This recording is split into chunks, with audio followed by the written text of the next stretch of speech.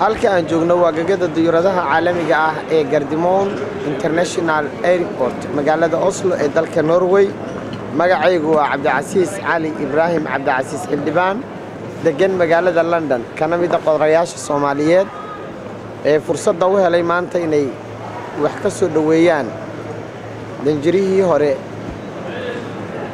ee Soomaaliya u fadhin jiray dalka Kenya gaar ahaan magaalada Nairobi His Excellency Maxamed Cali Nuur America. waxaad arkaysaan in garbahaygu ay saaran yihiin calanka Jamhuuriyadda Soomaaliya iyo ubaxan quruxda badan. waxaan taagnahay albaabka laga soo baxo airportka halkaas oo aniga iyo qayb kale ama dad kale oo Soomaaliyeed oo fara badan ay diyaar u leeyihiin calamo la mid ah kan Jamhuuriyadda Soomaaliya ee garbahayga saaran iyo ubaxyadan quruxda badan ee aan gacanta ku hayo.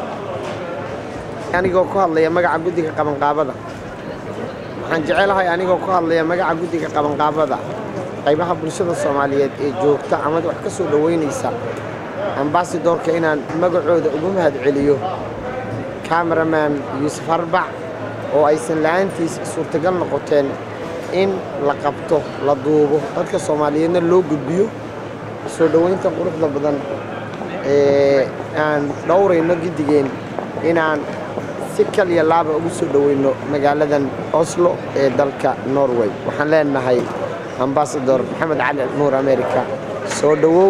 waxaa halkan diyaar kuuga ag cameramankii qaranka Yuusuf Arbac iyo dad badan oo Soomaaliyeed oo arki doonto oo ay ku jiraan gabdho iyo wiilal diblomaasiyiin qorayaal